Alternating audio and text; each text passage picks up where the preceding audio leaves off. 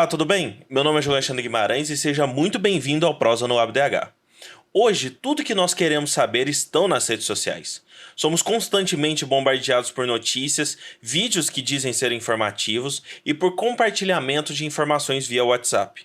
Mas o que espanta é que, segundo a OCDE, 67% dos estudantes de 15 anos do Brasil não sabem diferenciar o que são fatos e o que são opiniões. E em 79 países essa média chegou a 53%. E o que as redes sociais fazem hoje para controle do que chamamos desinformações? Para prosear sobre o tema, recebemos o doutor em Direito pela Universidade Federal do Rio Grande do Sul, com pós-doutorado em Direito pela Unicinos, professor permanente do Programa de Pós-Graduação em Direito da Unesc, no mestrado em Direitos Humanos, professor doutor Gustavo Silveira Borges. Gustavo, seja muito bem-vindo e já começo lhe perguntando o que é uma desinformação e como podemos identificá-la. Bom, muito bem.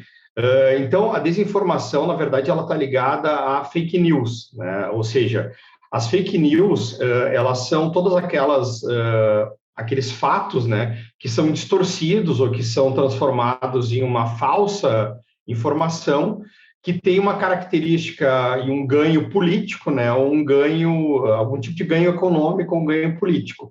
Então, isso é veiculado e passou a ser veiculado na internet com o início das plataformas sociais, né, com o início a partir dali dos anos 80, né, e veio associado muito com o discurso de ódio, né? Então, hoje, a gente vê isso muito acentuado, né, com uma série de reflexos, né, com reflexos na área da saúde, com reflexos, né, na democracia, com reflexos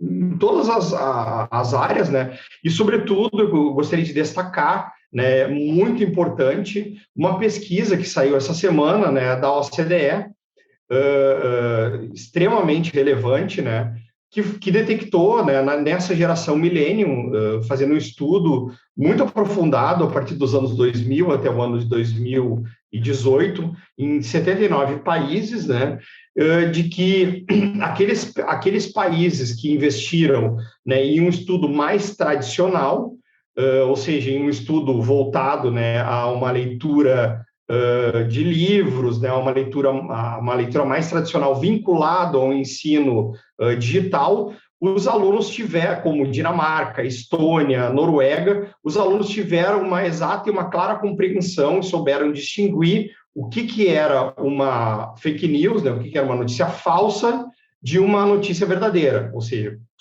tiveram clareza de distinguir um fato de uma opinião. E aqueles demais alunos, né, dos outros países, foram 79 países, um grande percentual de alunos dessa geração chamada geração millennium, né? Agora, nós já falamos, no contexto da pandemia, das pessoas nascidas a partir do ano 2019, alguns autores iniciais falam que as pessoas nascidas até o ano 2030 vão ser chamadas de geração C, ou geração Covid, né, ou outros nomes que vão aparecer, que serão impactados por essa pandemia, mas essas duas gerações, elas carregam uma grande carga de sofrerem uma impactação de dados, de informação e de educação por meios digitais. Então, portanto, saber diferenciar, né, o que é opinião do que é fato é extremamente importante, porque no momento em que eu recebo uma informação que não é verdadeira, eu estou sendo desinformado. E eu passo a pautar a minha vida a partir de uma situação que é falsa, né? Então, portanto, para dar um exemplo muito claro e muito objetivo, durante a pandemia, né, uma fake news, né, ou a gente pode chamar de desinformação, que foi a mais veiculada e a mais transmitida durante o primeiro ano de pandemia, foi a que tomar chá com limão cura coronavírus. Então, portanto, uma série, né, e não foi um, nem dois, nem milhares, nem centenas, foram talvez milhões, né, eu posso afirmar, milhões de pessoas que pautaram suas condutas porque receberam nos seus WhatsApps uma foto, né, com uma pequena informação de que tomar chá com limão curava coronavírus, e elas saíam na rua tomavam chá com coronavírus, né, água quente com coronavírus, com limão, e achavam que estavam curadas. Tanto é verdade que o Ministério Público, o Ministério da Saúde criou uma campanha, né, de fake news, contra as fake news, e essa fake news, né, o chá com limão, ela foi objeto de uma contra-campanha específica, né? Por quê? Tamanho seu volume de veiculação nas redes sociais. E mais um dado importante é que um grande volume, né, cerca de 36 ou 37% de pessoas que acessam as redes sociais, elas são analfabetas. Então, portanto, elas recebem as informações, né, e elas são capazes de identificar algumas letras, algumas imagens, ou algumas, né, e não são capazes de distinguir fatos de opiniões. Então, portanto, fazer uma campanha de desinformação, distorcer fatos e opiniões, muitas vezes gera, e muitas das vezes gera morte, né? Porque eu estou impactando pessoas analfabetas, né? Eu estou impactando famílias, eu estou impactando tomadas de decisões, né? Então, portanto, eu acho que eu posso dizer dessa forma, né? Então, portanto, é necessário haver um controle dessas desinformações, é necessário haver limites a essas desinformações, é necessário haver, né, uma limitação a essas fake news. E podemos fazer denúncias, né, tanto no Instagram quanto no Facebook. As duas empresas são do Facebook.inc, e quando as pessoas compartilham alguma informação que acreditamos que não seja verdadeiro. E até essas duas plataformas, né, o próprio Facebook, várias vezes pode suspender ou excluir a conta de pessoas que continuam compartilhando esse tipo de informação falsa, mesmo sendo avisado, mesmo tendo aí notificações para si sobre a falsidade, né, dessas informações, a falsidade das publicações, principalmente em relação ao Covid. Nós temos lá embaixo, né, sempre que alguém posta alguma coisa de vacinação, a informação do próprio Facebook e do Instagram sobre as vacinações nos estados e as informações corretas. Mas essa suspensão, essa exclusão, é uma ajuda à sociedade para ver apenas as informações verdadeiras, para apenas as informações verdadeiras serem difundidas, ou é negar o direito fundamental à liberdade de expressão, uma vez que o Facebook e, né, as plataformas do Facebook podem excluir ou suspender essas pessoas que estão compartilhando o que são considerados fake news? Bom, de fato, quando a gente fala em liberdade de expressão, né, e aí a gente tem que tomar em conta que liberdade de expressão ela não é uma carta em branco, né, ela não é um cheque em branco para falar qualquer coisa, nem para distorcer fatos, né? Ou seja, pelo fato de eu ter aí garantido constitucionalmente uma liberdade de expressão, não significa que eu posso transformar, né, um fato concreto, né, cientificamente comprovado, distorcer ele, transformar numa falsidade e fazer com que isso circule nas redes sociais. E nós sabemos, né, e isso é comprovado cientificamente por um sem número de artigos, que as redes sociais espalham 6 vezes, ou em alguns falam em até 7 vezes mais rápido, notícias falsas do que notícias verdadeiras, né? E eu falo em notícias verdadeiras, eu falo em fatos, ou seja, a Terra é redonda, ela não é, né, ela não é plana. Então, portanto, o fato é que quando nós estamos diante de fake news, nós estamos falando em normalmente notícias que têm algumas características. Quais são as características? Elas são mais chamativas, elas têm uma característica de usar letras garrafais, de chamar a atenção das pessoas, né, de serem mais apelativas, de estarem mais ligadas a discurso de ódio, intolerância, né? Então, portanto, nós temos que ter clareza de que as redes sociais, elas vivem muito, né, e eminentemente o seu lucro é baseado em visualizações, né? Ou seja, quanto maior o número de visualizações, maior vai ser o lucro das redes sociais. E outra questão, né, importante é que notícias verdadeiras, né, muitas vezes elas são, diz um autor, né, chatas de ler, né? Ou seja, artigos científicos muitas vezes, né, eles são, entre aspas, né, chatos de serem veiculados. Então, as fake news, elas são aquelas, digamos assim, lacrações da internet, né? Vem em forma de resoluções de problemas mágicos para a nossa vida, como aquele chá com limão cura coronavírus, e como outras tantas, né, que a gente viu, coronavírus a tantos graus é curado, e uma série de um número de falsidades que acabaram circulando durante a pandemia, né, que acabaram fazendo com que as pessoas fossem às ruas sem máscara, porque acharam que estavam curadas, porque acabavam vendo as notícias, acabaram acreditando naquelas imagens, né, e acabavam se pautando as suas condutas e a sua vida, acreditando naquela lacração, né, naquele título, naquela desinformação. Então, portanto, as notícias falsas e os algoritmos, eles acabam propulsando, acabam fazendo com que as fake news, porque os algoritmos eles são criados pelas plataformas, pelas redes sociais, eles são criados justamente com o objetivo de gerar lucratividade para as redes sociais. Eles acabam, inevitavelmente, gerando, né, uma maior circulação das fake news, né? Então, portanto, as fake news circulam de modo, né, e o consumo de fake news, eles geram uma enorme circulação nas redes sociais.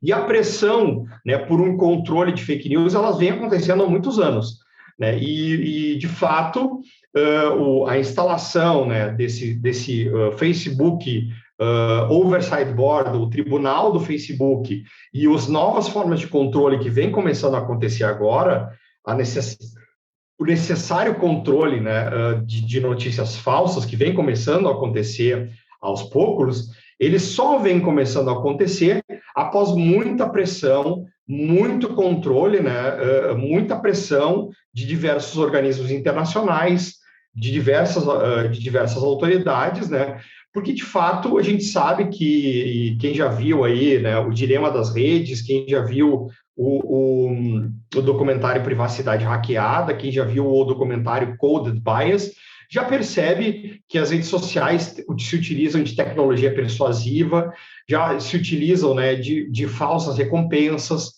se utilizam de técnicas de neuromarketing, né, para que nós tenhamos ali descargas de dopamina, né, para que nós nos mantenhamos vidrados, distraídos, né, e acabam sendo criadas verdadeiras chupetas digitais, né, para que nós ficamos vidrados o tempo inteiro e nós temos um retorno, né, muito de um aumento de ansiedade, depressão, né, e falsas recompensas, né, muitas vezes, e isso acaba gerando aí explosão de casos de ansiedade e depressão, né, como retorno e uma impactação na nossa qualidade de vida, né, porque a gente fica verdadeiramente dependente desses sistemas, né? O que não significa uma demonização das redes sociais.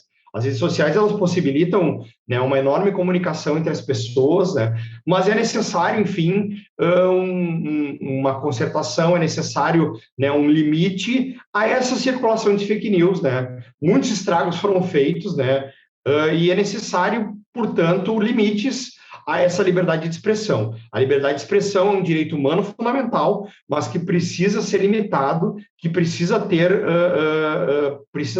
portanto, aí algumas balizas e, portanto, eu tenho que ter algumas formas de controle, né? E aí algumas iniciativas, a gente vai falar logo em seguida, que é o Tribunal do Facebook, que é a iniciativa do Twitter.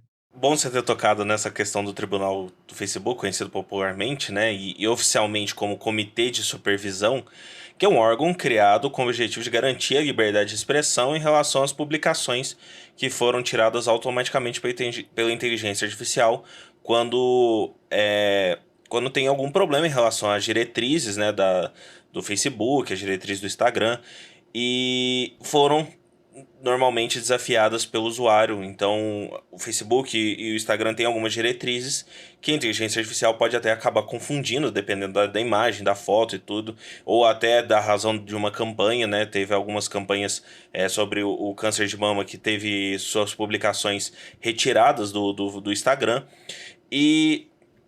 Mas, obviamente, nós estamos tratando de empresas privadas e elas possuem regras internas e essas decisões, pelo Comitê de Supervisão, são vinculantes, são consideradas vinculantes. E essas decisões, especificamente, elas podem ir contra a liberdade de expressão, pensando não na questão da fake news, mas sim na sua publicação, na publicação da sua opinião, da sua foto. E essas decisões também podem ir contra os direitos humanos, uma vez que você está restringindo a pessoa, a sua liberdade de comunicação, a sua liberdade de expressão, e sendo julgado por um órgão que é privado e que tem interesses. Excelente pergunta, João. Eu acho que, na verdade, o objetivo, né, do LabDH, que é enfim, um laboratório espetacular, que eu tenho extrema admiração, né, que está procurando aí alcançar e tem feito um trabalho de dialogar, né, com os destinatários dos direitos humanos, que somos todos, né, é esclarecer a população do mundo, né, e tentar alcançar a todos no sentido de esclarecer que, na verdade, os direitos humanos, né, eles são para todos, e a liberdade de expressão, né, é um direito humano. Então, portanto, não é, no meu ponto de vista, não é um organismo privado que vai dizer quem tem ou não tem direito humano, ou quem deve ter ou não, né, um direito humano fundamental. Em primeiro lugar, que o direito humano é um direito humano fundamental, e não seria um órgão ou pessoas que compõem um órgão privado, né, que vão dizer que tem liberdade de expressão ou não. Né? Acho que o primeiro ponto me parece que seria essa questão a ser esclarecida. Segundo, né, que a gente está tratando de um tribunal, né, ou seja, não seria um tribunal, não gosto muito de usar a expressão tribunal, né, mas é um organismo, né, um conselho que recebeu o verbo para sua criação de uma instituição privada que recebe uma remuneração de uma trust, né, e que é composto, né, a partir de uma organização de pessoas que ainda a gente não sabe exatamente, né, que tem uma certa diversidade, mas que ainda não são capazes ou que a gente não pode, né, discutir ainda, ou pelo menos que nós podemos discutir a legitimação dessa diversidade da composição, né, do tribunal. Então, portanto, é muito incipiente a discussão, né, do que vem a ser tratado, né, do que vem sendo discutido, do que se chama de constitucionalismo digital. Agora, né, é muito novo isso para entrar, né, para eu entrar nessa discussão, porque o Oversight Board foi implementado em outubro, nós tivemos 10 casos até agora, né, eu tô me aprofundando na análise do Oversight Board, mas o que eu posso afirmar até agora e cravar, digamos assim, né, é o seguinte, meu ponto de vista, né, alguns artigos estão começando a sair no mundo, discutindo as questões do confronto, né, de legitimidade que vai ter entre as questões de territorialidade, né, de emissão de decisões sobre liberdade de expressão, porque, enfim, ao fim e ao cabo, nós estamos tratando de um direito humano, né, que é o direito de liberdade de expressão. Muito embora se diga que, na verdade, o objetivo do Oversight Board seja discutir questões de política de privacidade no que tange às políticas do Facebook, se nós formos analisar os 10 casos, e eu analisei os 10 casos, né, julgados um a um, uma das discussões e um dos tópicos tratados dentro dos temas dos 10 casos, né, dentro dos chamados acórdãos dos casos, e apresentado um resumo do caso, é justamente os parâmetros internacionais de direitos humanos, ou seja, se discutem os parâmetros internacionais de direitos humanos.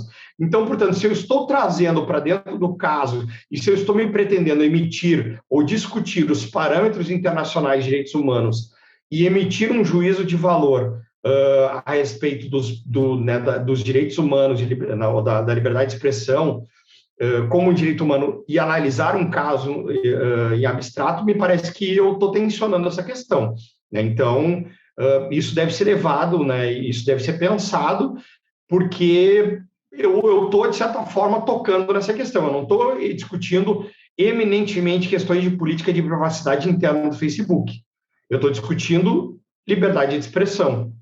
Então, esse é o primeiro ponto que me parece que eu posso cravar, né? Assim, eu posso falar que é discutível, né? É bem discutível, porque a escolha dos membros, né, do Oversight Board foi uma escolha a partir de um processo seletivo.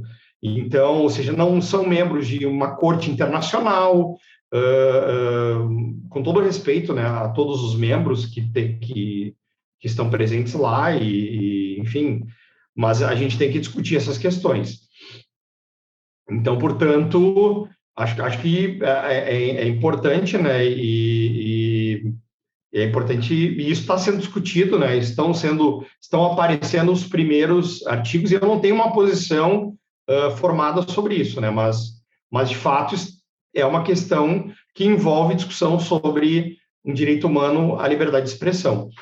E nos casos concretos, e muitas vezes envolvem impactação em mais de um país, né? O que me parece que né, uma situação um pouco delicada, porque a gente vê aí, né, tem situações que envolvem, né, uma política envolvendo, por exemplo, uma remoção de publicação de discurso de ódio, de uma questão, por exemplo, de massacres, no caso né, envolvendo muçulmanos,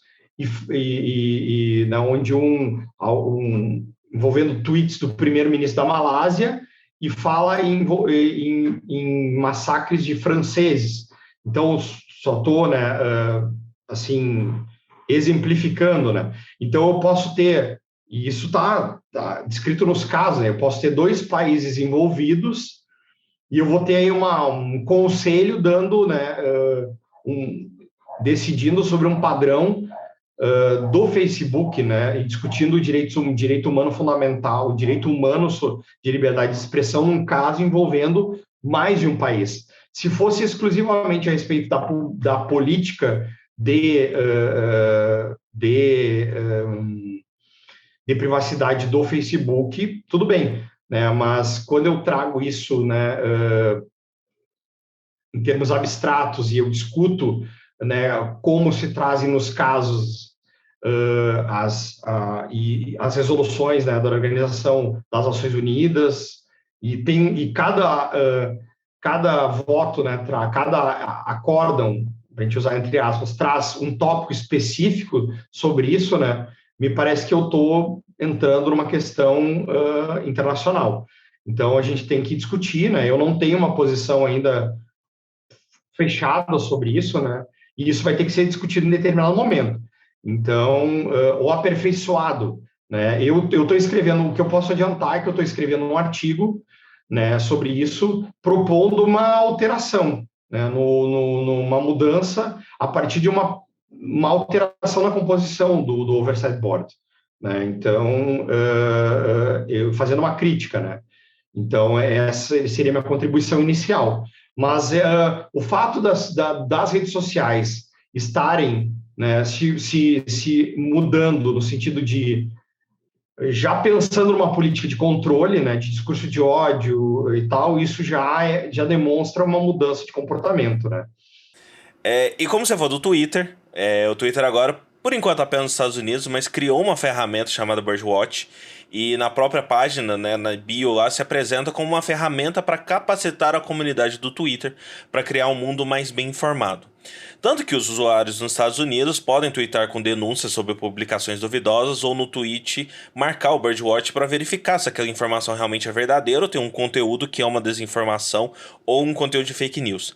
E pensando que o Twitter também é uma plataforma de opinião, onde as pessoas usam aquilo como um blog, como uma coisa de divulgar o seu dia a dia, divulgar informações, essa ferramenta não pode ser uma ameaça aos direitos humanos e ser usada para silenciar de alguma forma opiniões contraditórias que vão contra o senso comum, por exemplo?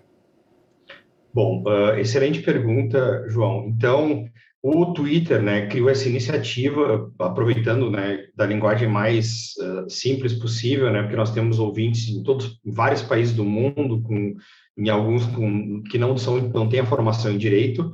No dia 25 de janeiro de 2021, foi criada uma ferramenta intitulada Birdwatch, né? Bird, passarinho, watch, né? Ele vai olhando, né? Então, o vice-presidente do Twitter, né, o Keith Coleman, ele veiculou, né, essa propaganda, né, no próprio Twitter, dizendo que estaria criando uma ferramenta para empoderar a comunidade a criar, né, uma nova forma de tentar criar, a partir de uma construção coletiva, uma forma de controle de fake news, né? Já prevendo, e o Twitter é uma das ferramentas, né? É uma das redes sociais que tem essa característica de sempre estar à frente, né? Sempre tentando aí, me parece, de todas elas, pelo menos que eu observo, é a primeira, é a que sempre toma a iniciativa, né, de criar, né, as primeiras iniciativas de controle, de política de privacidade, enfim. Então, como é que se dá esse controle das fake news, né, depois respondendo a tua pergunta? O Birdwatch, então, ele pretende criar um sistema um sistema que seria diferente do Facebook. Né? É a partir da própria comunidade, ele criou um projeto piloto que está acontecendo nos Estados Unidos, né? E ele cria, a partir de uma comunidade, da própria comunidade de integrantes do Twitter, né? Ou seja, a partir das próprias pessoas que estão do Twitter, o Twitter, né, e as pessoas que estão no Twitter, ele já tem, né, e a inteligência artificial ele criou um algoritmo, já vão detectar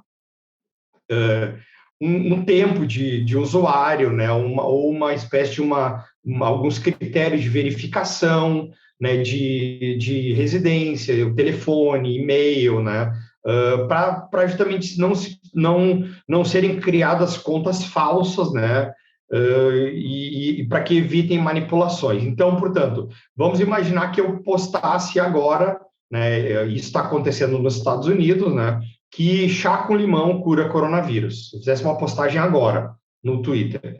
Então, o que vai acontecer no Birdwatch? Essas pessoas que são consideradas que já utilizam há um tempo o Twitter, já são consideradas, né, usuários confiáveis, porque tiveram a verificação de telefone, e-mail, operadores de telefonia, moram nos Estados Unidos, têm algumas autentificações com 2 fatores, né? Não violaram as regras do Twitter. Então, portanto, teriam uma probabilidade de não violar, né, nenhuma regra do Twitter, nenhuma política do Twitter. Portanto, essas pessoas elas podem contribuir e dizer que essa informação é falsa. Então, o Twitter, né, esse projeto piloto que vai ser expandido depois para vários países, essa é a ideia. Esse algoritmo ele vai tentar que sejam realizadas manipulações coordenadas. O que é isso? Se eu faço uma postagem machista, sexista, né, ou racista, para que um grupo não faça uma combinação, por exemplo, né, de tentar derrubar, né, de que, por exemplo, determinada informação seja fake news ou não, eu faça por fora, né, uma combinação pelo WhatsApp, e aí um grupo venha e faça postagens de forma coordenada, então, portanto, vai se tentar ter um grande, né, grupo de pessoas diversas, né, de várias idades, várias, né, etnias, enfim, preservando e evitando preconceitos, preservando a diversidade, evitando o assédio, né, evitando tendências, manipulações, dominações de maiorias. Então, portanto, é essa ideia do algoritmo, né? Então, a ideia é não julgar liberdade de expressão, né, não limitar. Então, portanto, me parece que esse sistema é muito melhor do que o sistema do Facebook, que é um sistema de julgamento, né, a partir de padrões internacionais. Esse não. Esse é um sistema coletivo, né, onde um grande grupo de pessoas apontando, né, que aquela informação inclusive podendo contribuir, né, dizendo da onde que saiu aquela informação, por que é fake news, né, elas vão dizer que aquela informação é e por que né, que é racista, né, e vão indicar o porquê que é fake news e por que é preconceituosa, por que é discurso de ódio, né? Então, vai poder se fazer um apontamento muito rapidamente, né? Porque a gente sabe que uma informação ela pode veicular de forma muito rápida pela internet, ela pode causar uma verdadeira devastação na vida de alguém, né? Em razão de horas, minutos, às vezes. Então, portanto, dessa forma, eu consigo, muitas vezes, não esperar que, né, ocorra um julgamento, né? Enfim, um grupo pode rapidamente, né, tentando evitar essa manipulação coordenada, e aí obviamente pode acontecer erros, né? Mas a própria comunidade ela vai ter aí né, e a ideia do Twitter é essa, né? É permitir com que tenha uma construção coletiva do que seja verdadeiro ou falso a partir da própria comunidade. Bom, agora, né, o que eu estou escrevendo, né, e estudando? O que seria esse critério de reputação, né? Ou seja, qual é o critério de reputação levado em conta pelo Twitter, né? Então, portanto, né, ou seja, o que me salva da bondade dos bons, né? Em outras palavras, né? Quem vai dizer, né, né, quem vai me salvar da bondade do, né? Então, portanto, quem vai dizer, né? E o Twitter fornece, né? Eu acho que de forma muito clara, e eu menciono isso na minha pesquisa, que já foi traduzida e enviada, o chamado critério baseado em crowdsourcing, né? Que é um critério coletivo de controle, né? De experiência de lidar com fake news. E eles mencionam, de uma forma bem clara, isso está no próprio sistema, quais foram os artigos científicos que eles basearam a sua pesquisa. Então, isso deixou um pouco mais claro, né, qual é a forma pela qual eles elaboraram, quais foram as formas, né, pelas quais eles utilizaram critério de construção desse mecanismo de controle, né, e aí a escolha, né, pela qual eles utilizaram esse mecanismo de controle. Então, por esse motivo, né, ou seja, a partir, né, de um campo aberto, né, de atribuições, de tweets, né, enganosos, de atribuições, né, de notas, enfim, classificações, eu vou identificar que aquilo é uma desinformação, que aquilo é potencialmente enganoso, que aquilo fere, né, que aquilo é um discurso de ódio, e então seria aí uma forma de controle. Há outras, né, estão sendo estudadas, né, e isso eu acho que talvez é o grande tema hoje, né, e o tema do futuro também, futuro presente, né, e mais do que nunca, porque as plataformas estão aí, vão para, né, mais do que presentes na nossa vida e vieram para ficar e vão continuar daqui para frente, não mais vão sair da nossa vida, né. Então, portanto, é necessário essa manipulação, né, de informações, porque a maior e a grande parte da população ela recebe desinformação e ela pauta sua conduta em desinformação. E nós temos que pensar que direitos humanos eles são para todos, né? E não são e a maioria das pessoas que acessam as redes sociais num país, né, como o Brasil, que eu falo do Brasil, o professor João fala do Brasil, quem acessa as redes sociais, na sua maior parte, são analfabetos, né? 37% são analfabetos. Então, portanto, são pessoas que moram em favelas, são pessoas... Quem acessa, né, os aplicativos para buscar o auxílio emergencial está dormindo embaixo de uma ponte, né? Não tem, muitas vezes, acesso à alimentação, mas só do celular. Então, portanto, essas pessoas recebem fake news e elas pautam suas condutas e têm os seus direitos humanos negados, né? E eu acho que o tema da exclusão digital é o tema mais importante a ser tratado hoje, né? Porque essas pessoas, elas têm, e eu acho que o professor João, ele tem realizado a alavancagem, né, do LabDH, da UFO, e a projeção do LabDH, da UFO, né? Porque a grande exclusão dos direitos humanos hoje se dá no ambiente digital. Por quê? Porque se a pessoa não tem o celular hoje, ela não tem auxílio emergencial, ela não come, ela não dorme, ela não se alimenta, ela não tem acesso ao atendimento médico, muitas vezes que é pelo celular, ela não tem acesso, né, ao banco, que é digital, ela não tem acesso ao SUS, que muitas vezes as consultas são digitais, ela precisa aglomerar, né, porque ela precisa ir para uma fila de banco. E para encerrar nossa conversa, as redes sociais são empresas privadas com termos de uso, com regras próprias, mas excluir e suspender pessoas do uso dessas redes de modo arbitrário, na maioria das vezes sem possibilidade de defesa, começa a ser mais comuns. E um caso emblemático foi do ex-presidente dos Estados Unidos, Donald Trump, que depois de incitar a violência, né, foi retirado de todas as redes sociais e sem uma possibilidade de defesa.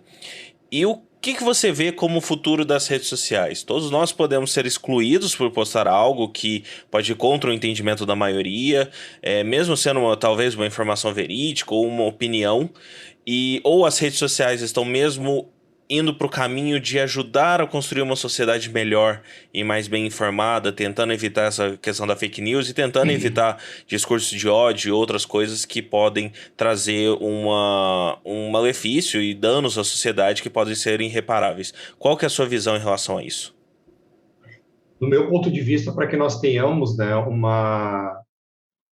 no meu ponto de vista, só há duas maneiras e duas vias necessárias para que nós possamos ter uma sociedade e aquilo que foi, né, promulgado nessa nova Carta de Direitos Humanos aí, na era digital, nessa carta portuguesa belíssima, né, visando talvez, a essa nova forma de afronta a direitos humanos, né, nesse momento que a gente está vivendo de isolamento, que é a exclusão digital. Meu ponto de vista, são duas questões. Primeiro, né, um direito humano à transparência algorítmica, né? Ou seja, mais do que nunca é necessário se pensar, né, em tornar, né, em abrir a black box, né, as caixas pretas, né, dos algoritmos, né? Então, portanto, isso é a fonte de todo problema para mim, né? É daí que vem o problema, né? Ou seja, como não se toca no algoritmo, é dali que vem é dali que vem o racismo, é dali que vem o consumo, é dali que vem os impulsionamentos, é dali que vem tudo, né? Então, portanto, é dessa não transparência que não se consegue saber, né, o que está acontecendo, né? Então, portanto, a gente está no escuro, efetivamente, a gente não sabe o que está acontecendo. O que nós sabemos é que os algoritmos impulsionam o consumo, mas agora por quê e como a gente não sabe, porque existe uma caixa preta, né? Então, portanto, enquanto não houver um direito humano à transparência algorítmica, na origem, a gente não vai ter como resolver nenhum problema. Acho que me parece que esse é o ponto. E enquanto não mexer na origem, né, abrir, né, claro que há segredos de propriedade intelectual, há questões, né, empresariais aí, mas nós estamos tratando de direitos humanos. Enquanto a empresa está, né, nesse momento a gente está falando aqui, e as empresas estão, eu não sei se agora essas falas que nós estamos fazendo, se os nossos áudios estão sendo subtraídos. O que nós sabemos é que nós vamos receber uma propaganda logo em seguida no celular. Mas por que eu não sei? Porque não há uma transparência algorítmica. Eu não sei, né? O que eu sei é que eu sou obrigado a ter um WhatsApp no meu celular. Eu sei, então eu não sei o que está por trás dos algoritmos. Então eu preciso ter acesso a isso.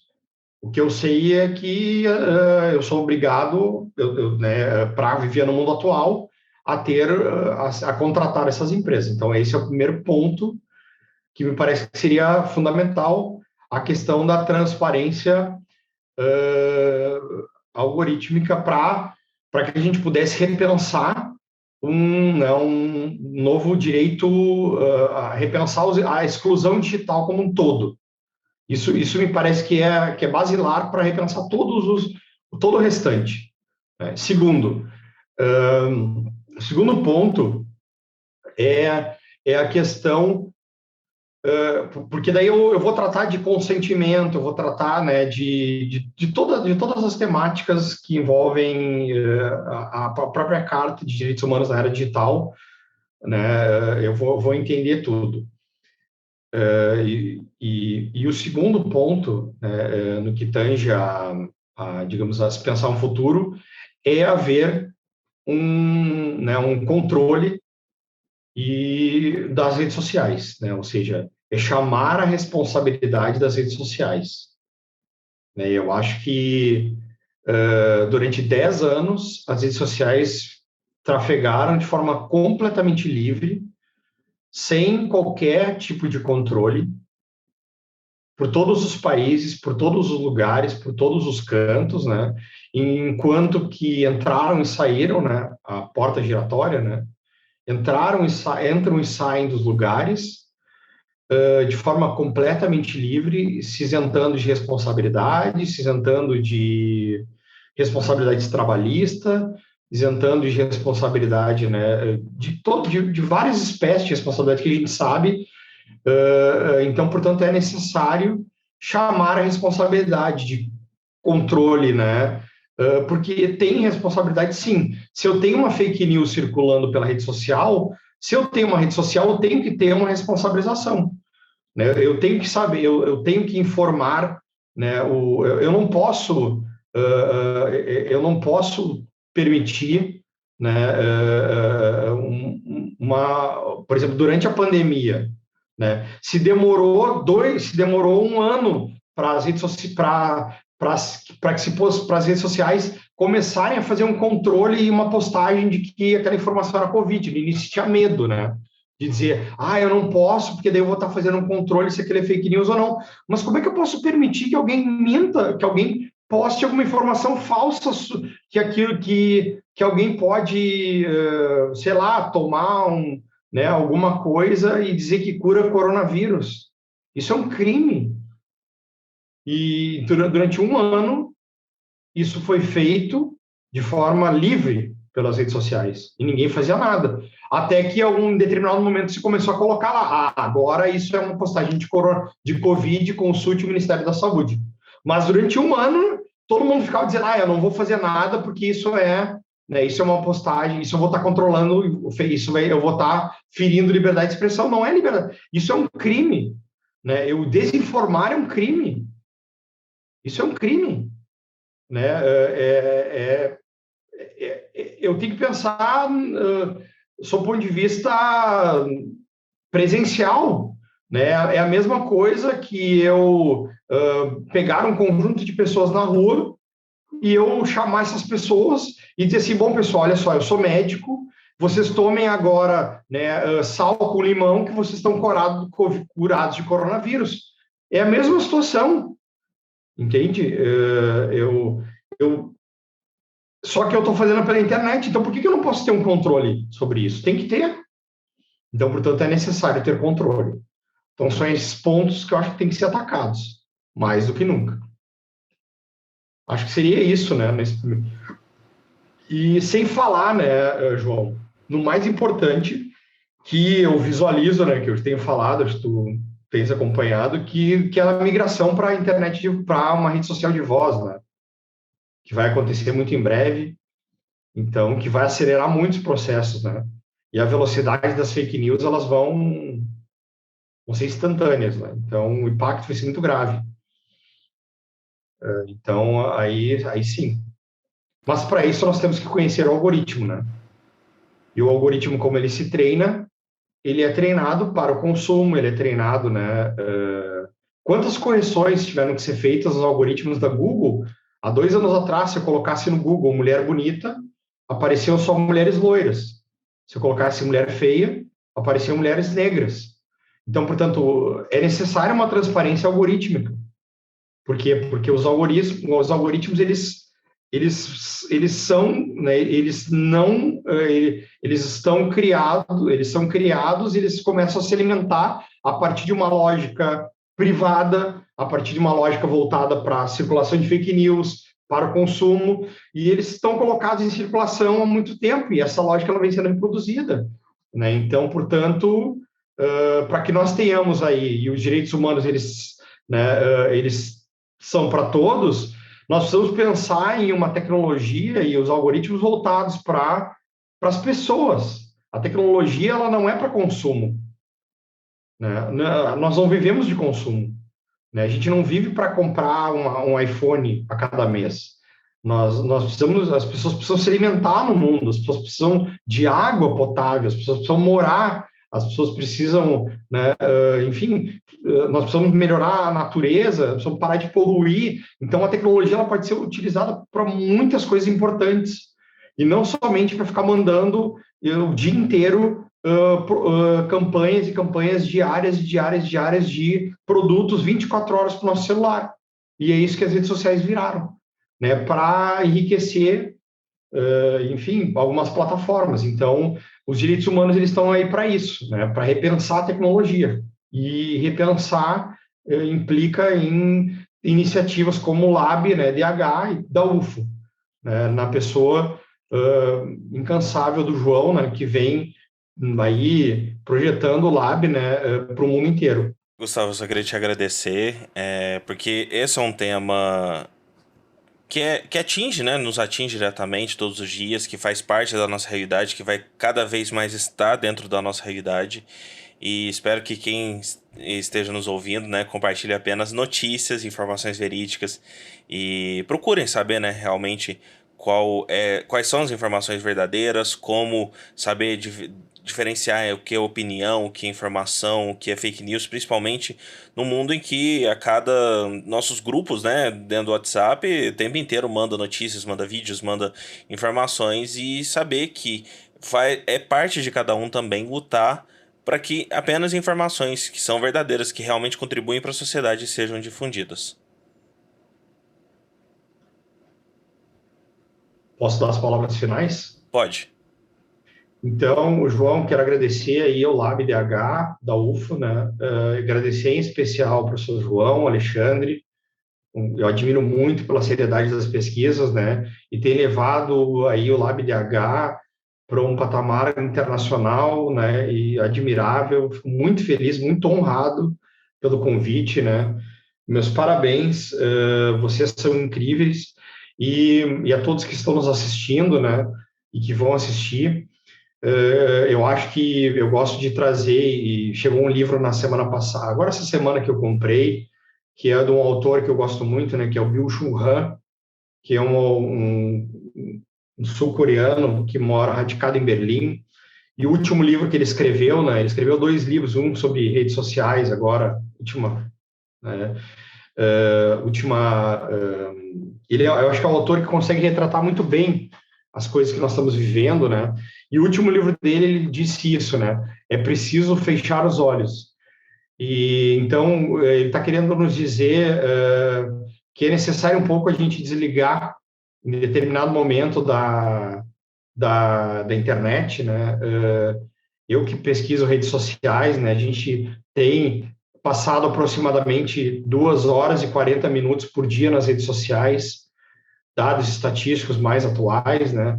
Aí 6 horas e 40 minutos aproximadamente por dia na frente do computador. E essa pesquisa que saiu da OCDE, né, para a geração milênio, demonstra essa preocupação de quem fica totalmente vidrado no ambiente digital, né, que faz com que a gente, em determinado momento, não consiga diferenciar fatos de opiniões. Então, portanto, saiam um pouco das redes sociais, né, vão ler um livro, vão olhar para o mundo lá fora, né? É importante essa desconexão. né, é importante enxergar o mundo como ele realmente é. A gente que trabalha com tecnologia, que gosta de redes sociais, né? Eu e o professor João somos apaixonados pelo mundo digital, pelas redes sociais, mas a gente não pode, a gente tem que entender que é necessário um olhar para a realidade, é necessário um olhar para o ser humano, né? E nós temos aí uma vida tão bonita, e então as redes sociais elas não são um fim em si mesmo.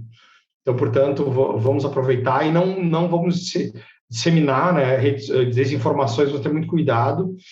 Então, dessa forma, eu encerro, agradeço ao professor João e sempre me coloco à disposição do LabDH, né, que trabalha incansavelmente aí para a luta, né, direitos humanos, né, que é um processo de lutas, como como diz o Herrera Flores, né, constante e ininterrupto, né, na busca aí por uma vida melhor. Então, um grande abraço a todos, se cuidem. Para você que nos ouviu nas plataformas de áudio, essa entrevista está completa também no nosso canal do YouTube. Só você procurar Laboratório de Direitos Humanos da UFO. Fique bem e até o próximo episódio.